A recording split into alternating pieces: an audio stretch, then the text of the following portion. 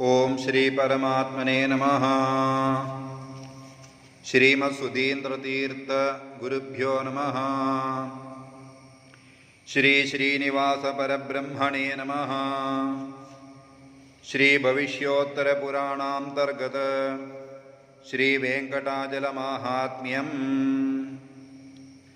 श्रियः कान्ताय कल्याण निधये निधयेऽर्थिनाम् श्री वेंकटनिवासाय श्रीनिवासाय मंगलम्।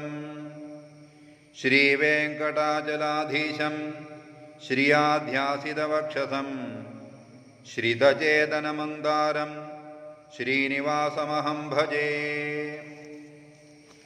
प्रथमोऽध्यायः। शौनक उवाच। सूत महाभाग सर्वशास्त्रविशारद त्वत्तोऽहं श्रोतुमिच्छामि माहात्म्यं पुण्यवर्धनं। कथितं रङ्गमाहात्म्यं त्वया हस्तिगिरीशितुः जगन्नाथस्य वै विष्णोः माहात्म्यमधुरं मुने। इदानीं श्रोतुमिच्छामि माहात्म्यं वेङ्कटेशितुः। श्रीसूत उवाच।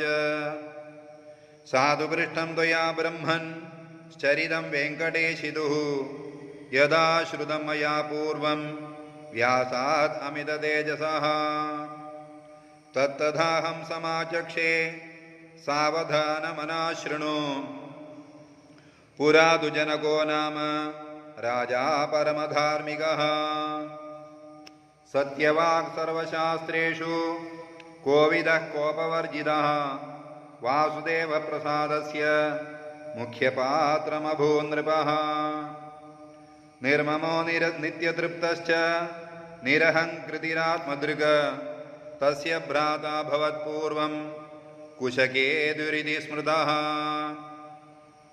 कुशध्वजस्य तनयाः त्रयस्त्रैलोक्यसुन्दराः द्वितॄणां त्रयं तस्य कुशकेतोर्महात्मनः। जनकस्य भवत्पुत्री जानकी नाम सारमा भ्रात्रा जगारयामास राज्यं जनकभूपतिः। स भ्रातुराज्ञया राज्यं चकाराज्येषु भक्तिमान् कदाचिज्जनको राजा मनसीत्थमचिन्तयत्। सुखमेव सदा मे स्यात् दुःखं मा भूत् कदाचन दुःखं न वीक्षे नेत्राभ्यां सुखं वीक्षे सदात्मनः। असाधुसम्मतं वाक्यं श्रुत्वेत्थमुदितं हरिः दुःखं प्रदर्शयामास राज्यमत्तस्य भूपतेः। कदाचिद्दैवयोगेन कुशकेतुरकान्मृतिं हतेनुजे च तद्भार्या तेन साकं ममार च।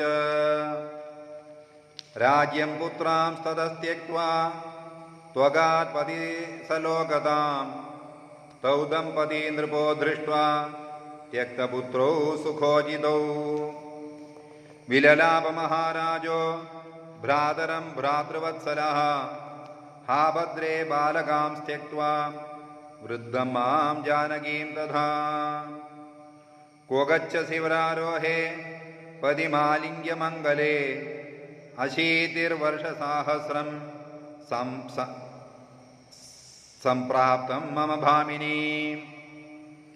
एतावत्कालपर्यन्तं न दृष्टो दुःखसञ्चयः अद्य दृष्टो वरारोहे त्वद्वियोगेन केवलम्। इति सञ्चिन्त्य मनसि वारं वारं महीपतिः चकार प्रेतकार्याणि पुत्राणां चैव शैशवात्। मातृहीनां ततो बालान् आलिङ्ग्याङ्के निधाय च भो पुत्रा बालभावे तु मातृहीनाश्च कर्षिताः। कथं पश्यामि नेत्राभ्यां मातृहीनां च बालकान् इति चिन्तापरः सोऽभूत् त्यक्तराज्योऽतिदुःखितः। त्यक्तान्नस्त्यक्तभोगश्च त्यक्तनिद्रोऽधिकर्षितः तस्य दुःखोपशान्त्यर्थं शतानन्दपुरोहितः सम्प्राप्तो दैवयोगेन वामदेवानुजो मुनिः प्राप्तं पुरोहितं दृष्ट्वा राजा पूजाम् अकल्पयत् स पूजितो मुनिवरो निविष्टो मृगचर्मणि ततः कालोचितां वार्तां कथयामास गौतमीम्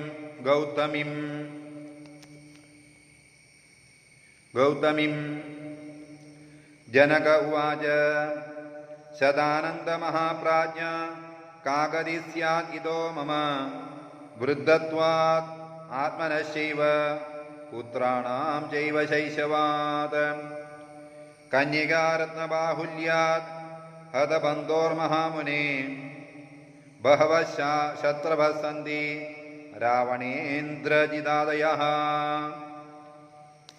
तेभ्यो युद्धं कथं दास्ये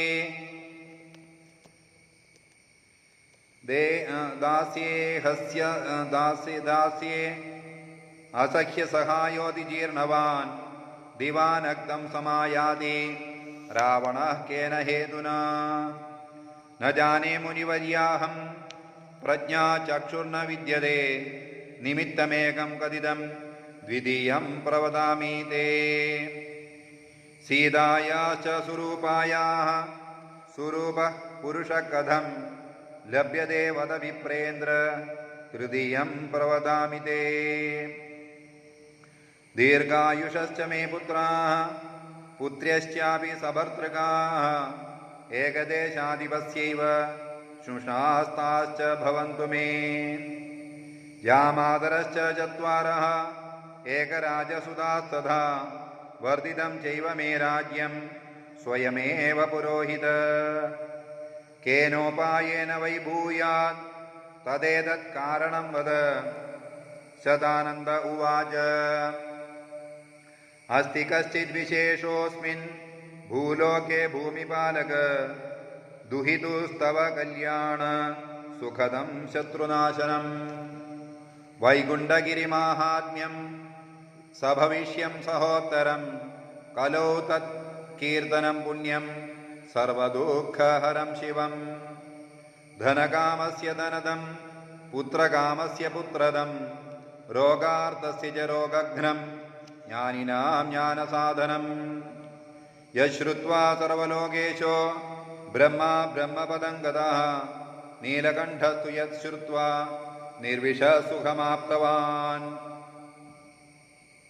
वज्रीनागपदं प्राप्तो यत्कथा श्रवणादराद पदान्यापुर्लोकपालाः यत्कथा श्रवणेन वै किमुक्तेन विशेषेण तदनन्तफलं शृणु इत्युक्तो मुनिना तेन जनको वाक्यमब्रवीत् जनक उवाच वद वैकुण्ठमाहात्म्यं कलो तच्चरितं कथं शतानन्द उवाच कृते वृषाद्रिं वक्ष्यन्ति त्रेतायामञ्जनाचलं द्वापरे शेषशैलेति कलौ श्रीवेङ्कटाचलं नामानि युगभेदेन शैलस्यास्य भवन्ति जनक उवाच चतुर्युगे त्वया प्रोक्तं नाम यद्यद्गिरेर्मुने तस्य तस्य च वै हेतुं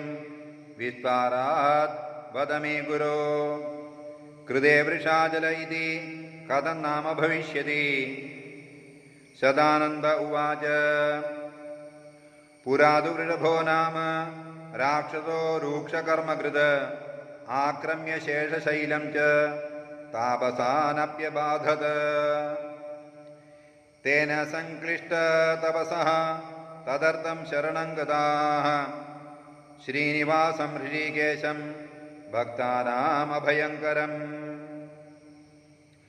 तुष्टुवर्हृष्टमनसः स्रष्टारं सर्वचेतसां प्रादुर्बभूव भगवान् मुनीनां पुरतो हरिः व्यज्ञापयन् मुनिश्रेष्ठाः असकृत्कृतसंस्तवाः मुनय ऊचुः भगवन्नरविन्दाक्ष वृषभो नाम राक्षसः सम्बाधते तदा क्रूरः तपोभङ्करः खलः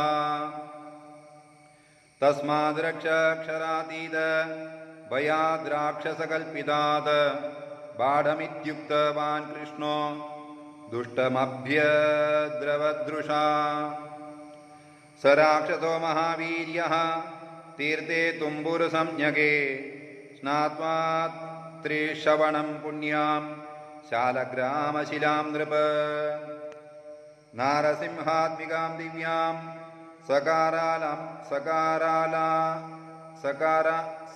सकरालामधोमुखां नित्यमाराधयेयाहम् इति निश्चित्य पूजयन् पूजान्ते स्वशिरपुष्पं खड्गेनाहृत्य भूपदे समर्पयामास ततः तच्छिरः पुनरागमद्गतम्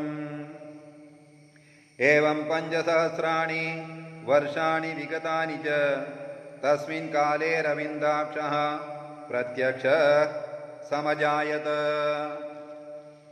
शिलान्तर्यामी भगवान् श्रीनिवाससदाङ्गतिः तमालोक्य ऋषिकेशं वृषभो दण्डवद्भुवि पपादराजशार्दूल सविसंज्ञामुपेयिवान् मुहूर्तान्ते समुत्थाय प्रत्यभाषत केशवम् वृषभ उवाच केशवानन्द गोविन्द श्रीनिवाससुरोत्तम न च मोक्षं न च स्वर्गं पारमेष्ट्यपदं हरे न याचे जगदां नाथ युद्धभिक्षां च देहि मे दशावतारविभवे श्रुतस्ते विक्रमो हरे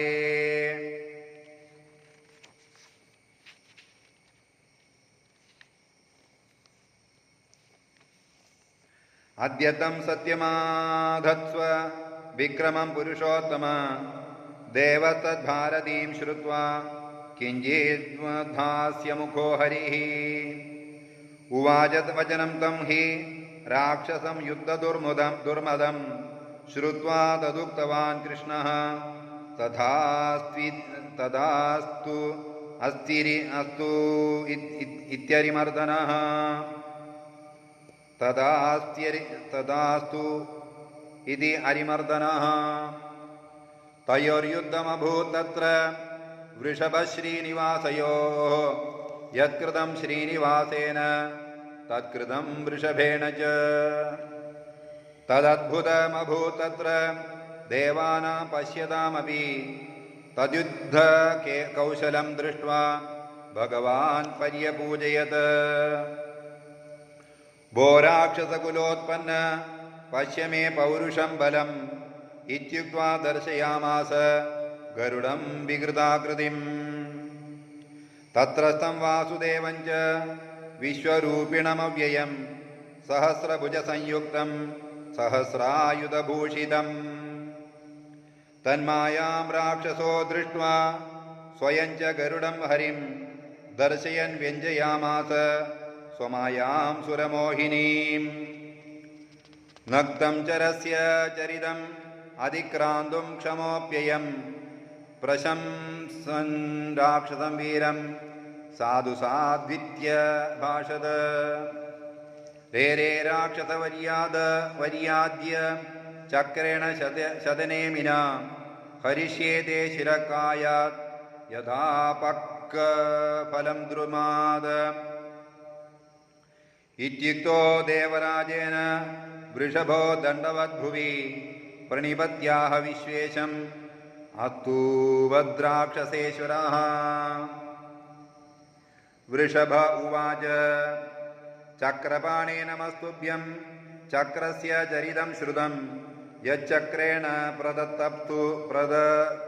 प्रदत्तस्तु मुक्तिमेति न संशयः यच्चक्रेण पुरा राजा कीर्तिमान् कीर्तिमाप्तवान् त्वच्चक्रेण हतो राजन् गच्छामि तव मन्दिरम् एवमुक्त्वा हरे पादौ पस्पर्श्य वृषभासुरः वरं ययाचे वृषभः शैलोमदभिधोस्त्विति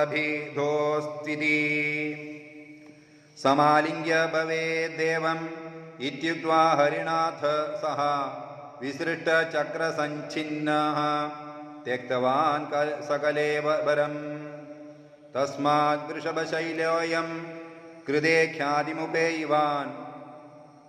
जनक उवाच कथम् अञ्जनशैलेति त्रेतायां नाम मे वद।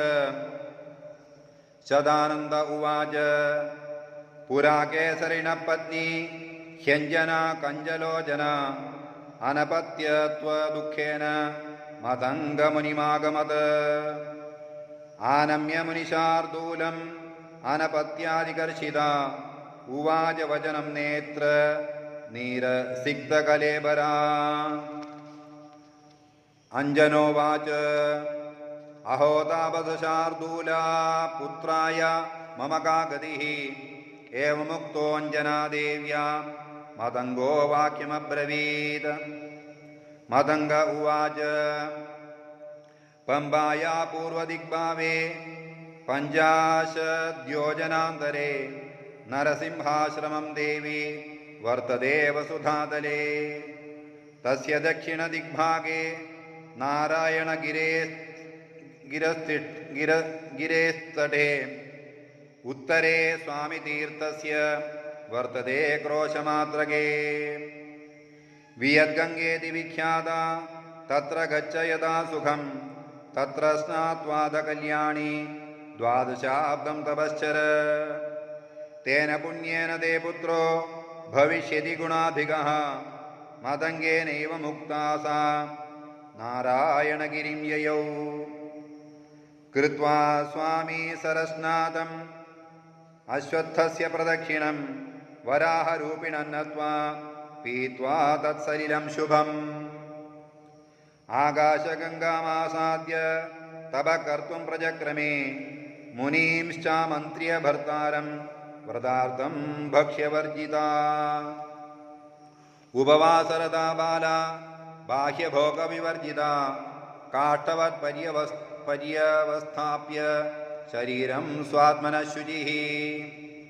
पूर्णे संवत्सरे जाते वायुदेवो महाबलः फलमाहृत्य भक्ष्यार्थं प्रत्यहं ह्यददान्मरुत।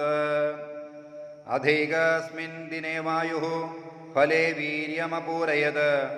वीर्यगर्भं फलं तस्याः प्राक्षिपत्करसम्पुटे। फलं सा मन्यमाना हि क्षुधार्ता तदभक्षयत्। ततो गर्भसमुद्भूतम् समुद्भूत अञ्जनायाश्च भूमिप। मुनीनामभवद्हर्षो वायुगर्भसमुद्भवः। अथ सा 10 मासान्ते सुषुवे पुत्रमुत्तमम्। हनुमन्तमिमं प्राहुः मुनयो वीतकल्मषाः। अञ्जना व्रतमास्थाय पुत्रं प्राप गिरीश्वरे। तस्मात् अञ्जनशैलोऽयं लोके विख्यातकीर्तिमान्। जनक उवाच सन्तोषो ह्यभवन्मह्यं श्रुत्वा तन्नामकारणं। द्वापरे शेषशैलेदि कथं ख्यातिर्भविष्यति। सदानन्द उवाच पुरा वैकुण्ठनगरे द्वारिशेषं समादिशत्। जानन् भगवतो भावं सोतिष्ठद्भाविकर्मणि। चिकीर्षिते मारुतेन द्वारि जाग्रत्कुतूहली। देवादिदेवो भगवान् रेमे च रमया सह। तस्मिन् काले महाराज मारुतस्तु कदाचन अकस्मात् कारणात् प्राप्तो भगवन्तं जनार्दनम्। द्वारे तं रोधयामास रुक्मदण्डेन सर्पराट्। किमर्थं रुध्यते मूर्ख कार्यस्य महती त्वरा। इत्युक्ते वायुना शेष उवाच वचनं पुनः। शेष उवाच अहमाज्ञाधरो विष्णोः मा त्वम् अन्तःपुरं गमः। इति तस्य वचः श्रुत्वा जगत्प्राणो ब्रवीदिदम्। वायुरुवाच जयस्तु विजयश्चैव संशप्तो मुनिभिः पुरा। अहङ्कारेण तौ जादौ कुम्भकर्णदशाननौ विस्मृतौ किं त्वया मूर्ख द्वारपत्ये नियोजितौ तद्वाक्यान्ते च राजेन्द्र प्रज्ज्वाल विशोल्बणः गर्हयन् वचनैस्तीक्ष्णैः जगत्प्राणमहीश्वरः शेष उवाच किं गरिष्ठं वच प्रोक्तं जीवनेच्छा न विद्यते कालेनानुगतो लोको नैव जानाति मोहितः त्वं तादृङ् नरवदण्ड्यो वृथा मोहात् प्रभाषसे बले ज्ञाने विरागे च विष्णुभक्तो न मत्समः सदा मेन्दपुरे वासः पुत्रादप्यधिको हरेः लोकानां च हितार्थाय इदार्तं जगदीशितुः स्थापितोऽस्मि द्वारपत्ये लक्ष्म्या नारायणेन च वायुरुवाच बिडालोऽन्तस्थितो वापि बहिष्टेभसमो नहि शयानं रत्नपर्यङ्गे राजानम् अभिसेवते कश्चिद्दूतो नियुक्तस्तु पर्यङ्गाधिष्ठितः स्वयं किमाधिक्यं तस्य शेष पुत्रेकान्यूनतावद तयोर्विवादो ह्यभवत् शेषवायुवोर्महात्मनोः लक्ष्म्यावबोधितः श्रीमान् उत्तस्थो गरुडध्वजः किमर्थं क्रोशसे शेष कः पुमान् आगतः परः इत्युक्तो देवदेवेन फणिराजोऽभ्यभाषत शेषः उवाच मलयाचलवासस्तु वायुरत्यन्तगर्वितः अकालेऽन्तःपुरं शीघ्रं प्रवेष्टुं च समुद्यतः अवाच्यवचनं प्रोक्तम् अनेनात्यन्तमानिना इत्याहूतः फणीन्द्रेण भावज्ञेन तथा हरिः संज्ञापयत् निजं भावम् इंगितैर्द्वारमाययौ एतस्मिन्नेव काले तु साष्टाङ्गं प्रणिपत्यतम् वायुस्तुष्टावपुरुषं पुराणं वेदगोचरं वायुमालोक्यवचनं वारिजाक्षो ब्रवीत्सतम् श्रीभगवानुवाच किमर्थं कलहपुत्र शेषेणात्यन्तमानिना इत्थं हरेर्वागमृतं पीत्वा कर्णपुटद्वयात् तूष्णीं बभूव नृपते वायुरत्यन्तभक्तिमान् शेष उवाच अहं समर्थो भगवन् बले ज्ञाने तव प्रिये मत्समो नास्ति भूलोके नागे वा ब्रह्मसत्मनि सरीसृपवच श्रुत्वा प्रहसन् फणिनं हरि साधु साध्विधि सम्भाव्य चोवाच फणिनां पदिम् श्रीभगवानुवाच न वाङ्मात्रेण पौरुष्यं क्रिया केवलमुत्तरं बलाबले परीक्ष्यन्तां देवाश्चेन्द्रपुरोगमाः अत्रैवोत्तरदिग्भागे पर्वतं मेरुनन्दनं स्वकायरज्जुना बद्ध्वा बलन्ते यावदस्तिः तावदैव बलेन त्वं संयुक्तः सुस्थिरात्मना तिष्ठभद्रमहाभाग विषपूत्कारगुम्भितः ऋषिकेशवच श्रुत्वा हृष्टपुष्टाङ्गविग्रहः स्वकायरज्जुना बध्नन् आनन्दाद्रिमहीश्वरः स्थिरो बभूव चामन्त्र्य वायुं वेगवदां वरं तमालोक्याग्निदयितः पर्वतं तमुपागतः आज्ञया वासुदेवस्य देवानां पश्यतां सदां स्वस्मिन् भगवदप्रीतिं मत्वादिशैदामरुद मदोद्धतो महावेगं चक्रे पर्वतजालने न चकम्पे गिरिः किञ्चित् अभिशेषेण वेष्टितः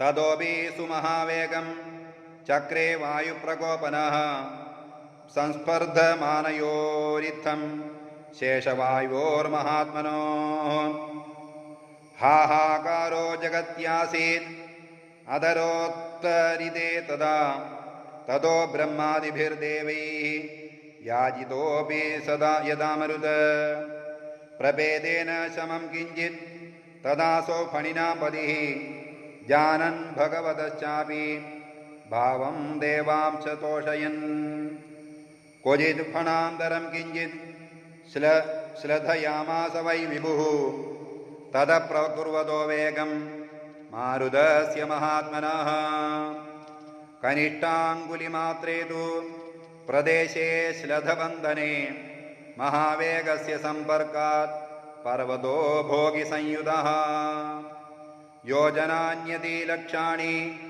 दक्षिणाभिमुखो ययौ मेरुदुष्टावनृपतेः बलदेवं महाबलं त्रायतां स्वामिन् पुत्रं बालं भवान् मम एवमुक्तो मेरुणायं तत्पुत्रं पर्यपालयत् स्वर्णमुख्या महानद्याः प्रतीरे च ततोत्तरे स्थापयामास राजेन्द्र गिरिराजं सपन्नगम् ततो वायुं सुरगणाः बोधयामासुरादरात् अयं शेषांशजो व्यायो शैलशैलात्मजेश्वरः हरे संचोदनेनैव जातस्वावासहेतवे व्याजेनैव त्वया नीतः तेन स्वर्णमुखीतटम् त्वत्संवादच्छलेनैषः स्वस्थानात् खानितो हिना मायावी भगवानित्तं केवलं त्वां व्यपोहयत् तदद्य फणिराजं त्वम् अन्तरङ्गं हरेरिमं प्रसादयापराद्धोऽसि वृथा तस्मिन् महात्मनि इति सम्बोधितो देवैः हितकाङ्क्षिभिरादरात् शेषं गतमतःपश्चात् तुष्टावमरुदाम्पतिः क्षमस्व मम दौरात्म्यम् अज्ञानेनागतं विभो त्वयिह भगवान् साक्षात् आगमिष्यति वै हरिः मयापचरितं मौर्ख्यान् महाभागे वृथा त्वया इत्थं प्रसादयामास फणिराजं तदा मरुत निर्वैरत्वात् प्रसादं स चकार मरुति स्वयम् इत्थं शेषांशजं शैलं शेषेण परिवेष्टितं स्वावासहेतोर्हरिणा